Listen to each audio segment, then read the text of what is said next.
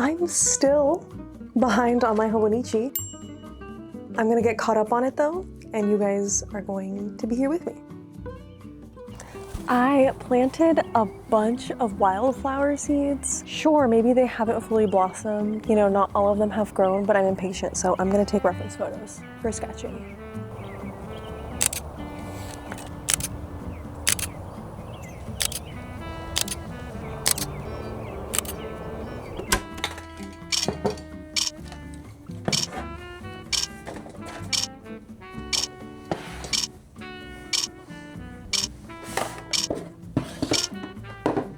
I've officially transferred my reference photos.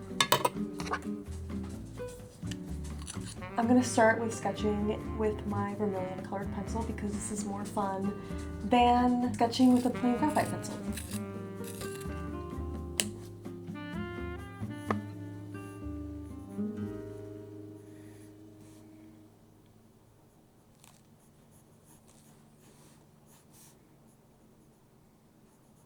Up until this point, it had been quite a while since I sketchbooked. I mean, you can see here the date on my daily hobonichi says March 8th. So I really did not sketch the entire month basically, and I'm always super rusty when I come back to sketchbooking, and I'm also super shy when I'm recording especially, but like I mentioned, this vermilion colored pencil has just been my shit for over the last few months. It's really fun to sketch with, and I can get super light with it, and even if I'm light enough, I can actually erase it. So feels lower pressure than a pen, although you guys may or may not know, I love a good pen. I love going in straight with ink without any sort of sketch underneath. But when I'm coming back to things and I just need to give myself permission to maybe make uglier stuff or make mistakes, I just prefer to use colored pencils instead of graphite pencils lately, like I mentioned. And I started off sketching with a reference of this frog pencil case that I've had. I have had it for literally forever, and I feel like at my 26th year of age, I'm settling a lot more into myself, and I think the stuff that I experienced and that I liked in my early 20s, I had like a really adverse reaction to in the years following, and I was trying really hard to break away from it. And like I mentioned, now at my 26th year, I'm kind of like marrying all that I am together, I feel like, and I love frogs. I think I was like a little bit maybe burnt out of depicting frogs for a while because I felt like everybody draws frogs, and I don't know, at this age I'm like, I don't care if everybody does something, I'm gonna fucking do it because I like it and I want to do it. It doesn't matter if other people are doing it. And yeah, frogs have been like a big thing in my sketchbook, and I needed to look at something in real life to just like get myself warmed up, so I looked at that pencil pouch that I have, and now I kind of want to do like a full-blown illustration of it. That's kind of the beauty of sketchbooking like this. You don't really know where it's going to take you, and in reality, full illustrations and the best ideas for full pieces come from a sketchbook. And that doesn't necessarily mean that you can't sit down and try to get some good ideas out. That's definitely something that can happen, especially, you know, whenever I have like specific things that I need to draw or like a specific task or a client piece. But outside of that, I feel like my ideas for things really just come from me messing around in my sketchbook, and it's a lesson that I constantly have to be relearning. I feel like every quarter, like every 3 months, I'm relearning this lesson that like, oh, actually when I sketchbook, it makes making full-blown pieces a lot easier. It takes off the pressure because I don't feel like I need to sit down and produce this crazy good piece, and you know, maybe I haven't drawn in a while and the pressure is just like really, really high. It allows me to play, but also I end up really liking a lot of the stuff that I draw, and I can actually flesh it out and turn it into something more developed. I also like to get a lot of like sticker ideas from this as well. So I don't know. I feel like I relearn this all the time, like I mentioned, but sketchbooking really is the place to get ideas for bigger pieces, at least for me. And this olive ink that I'm using and this fountain pen, I'm like, it is the best thing ever. I use it all the time. Maybe you guys are sick of it, but I love it so much. And this fountain pen in general, it's the Kakamori Forest pen, is so nice, so smooth. I love sketching with it. And I've just kind of been switching back and forth between the colored pencil and this olive ink. I haven't really been doing like super fully fleshed out spreads like as much as I used to. I feel like I used to work a lot more with like paint and alcohol markers and stuff like that in my sketchbook, and I still will, but I just don't do it as often. And sometimes I do feel a little bit insecure about it because I do monetize most of my work and my stuff just because the way that I make money as an artist, part of it is making content and posting stuff.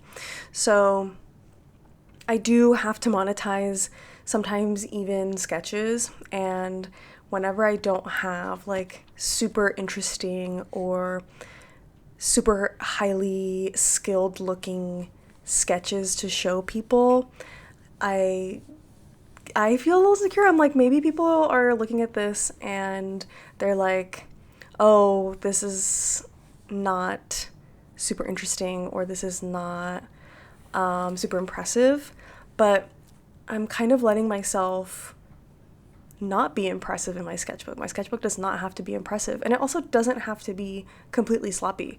I remember there was a discourse going on last year on Instagram about how people were getting upset saying like, oh, sketchbooks are supposed to be a place for preliminary ideas and you're supposed to be really sloppy and quick in sketchbooks, and basically like feeling angry that social media has turned sketchbooking into more of a quote, something that's more concerned with how stuff looks aesthetically. And I'm kind of like, do whatever you want in your sketchbook. I feel like a sketchbook is just a means of producing. It's a way to create, and it is constantly changing for me. I think sometimes it is a place for me to flesh out, why do I keep saying that? Flesh out more developed work. Sometimes my sketchbook just feels safer for me in that way. You know, I go through periods where illustrating on my iPad or on fancy paper is just not working out for me, and I will do a nice painting or something in my sketchbook just because that's what I feel like it. And then I go through periods like this where I am just letting things flow and I have a lot of visual ideas that I just need to get out onto paper, and I don't really mind if they don't look super put together or technical, you know? So yeah, I'm just appreciating my hobonichi for what it is right now, and I know it'll be fun to like look back on the year and see the periods of time and the seasons where I felt more motivated maybe to be in my sketchbook and stuff like that. So yeah, I've just been having a lot of fun. I'm glad that I recorded this for you guys. It like forced me to sit down and be like, okay, gotta confront this hobonichi, gotta confront sketchbooking once again, gotta relearn this lesson. And it in turn has been like really fruitful for me, honestly. I enjoyed this session a lot. And maybe you guys have noticed in the beginning, whenever I'm like less confident, I tend to skip around a lot. I also won't spend too much time on something that I'm drawing just to like keep my confidence up, keep things flowing. But as I start to feel more warmed up, my hand feels more warmed up, I'm feeling more connected with my voice, my visual voice, and all of that, I will start to spend longer and longer on sketches. Like this beetle right now that I'm drawing, I love it. I'm definitely turning it into something, some sort of like more developed illustration, but I love it so much. It's really fun to watch how my style develops, especially with specific subject matter, like this beetle. I've been drawing big horned beetles, like big honkers, for years now. I became interested in beetles and like bugs and stuff whenever I was a kid and I played Animal Crossing. It was just the way that I was exposed to it. I know that's the case for a lot of us. And I've been drawing beetles like this for years, like I said, and over time, I've kind of learned how to draw them better. Like, I've learned how to depict them more realistically better. And in turn, I've also learned how I personally like to draw them. And it's something that you can't rush. And it sucks because I feel like this is what people talk about when they're like, oh, how do I find my style? But it really is something you can't rush because it's something that you learn about yourself over time. The more that you see something, like the more that you see a subject matter or an image over and over and over again, and the more that you draw it over and over and over again, is how you learn how exactly you want to draw it, aka your style. So with these beetles, the more that I look at pictures of beetles, I'm like, I just really love their heads. I love their little heads. I love their horns. So I like to exaggerate how big their heads and horns are. And that also takes time. I have to learn how exactly to keep things still looking, I don't know if proportionate is the right word, but you have to learn with stylization how to still make something look like what it is. So like I still want this Hercules beetle that I drew to look like a Hercules beetle, but I want to adjust it to look like what I am really enjoying about this Hercules beetle. And I'm really enjoying his big honkin' head and his big ears. So I want to make him really big in the head and really small in the body. So that's my tangent. That's my tangent about style finding. That's kind of stuff that was coming up for me mentally while I was drawing this beetle, and I'm really happy with it, guys. I know I said that, but I'm really happy with it. And yeah, I'm like spending more time on stuff, and I just can't get over this vermilion colored pencil. If you don't sketch with colored pencils, please do. It's so, so fun. And I'm gonna let you guys listen to some journaling, some sketching ASMR, and some music, and I will check in at the end.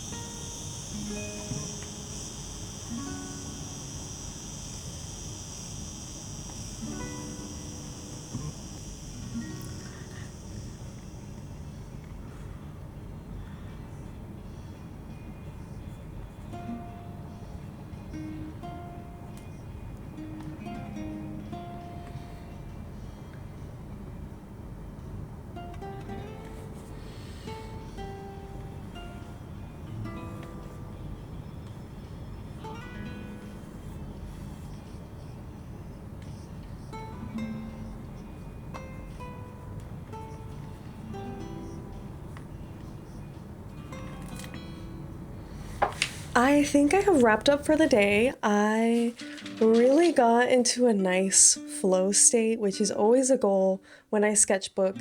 I don't always achieve it because sometimes when you try too hard to reach flow state, it doesn't work. But this time it did, and I started just like really getting super loose with my pencil and getting out the images coming up in my brain. This is a really good session. Maybe it doesn't look like I produced any sort of masterpiece, but for me, I don't really keep my sketchbook in that way. I do have some days where I might like to whip something up a little bit more rendered in my sketchbook, but for the most part, it's just a space for me to really allow the visual stuff going on in here to flow out of me. So I'm happy with today's session. And before I wrap up the video, I wanted to mention our sponsor for today, which is actually Squarespace. And if you don't know who Squarespace is, they are an all-in-one platform where you can create your very own website. And they're the platform that I have always used to run my website, my online art business, my portfolio, my peachy mail club. Like, I have everything all in one place with Squarespace, which is crazy. And they have some tools. I mean, honestly, I use a lot of their tools, but lately I have been getting into their email campaign tool. I have been trying to get into the habit of doing more newsletters. So the fact that they have a newsletter tool already built in is great. If you are interested in Squarespace, you can go to squarespace.com for a free trial, and you can use my code for 10% off your first purchase. And with that, I will catch you guys in the next video.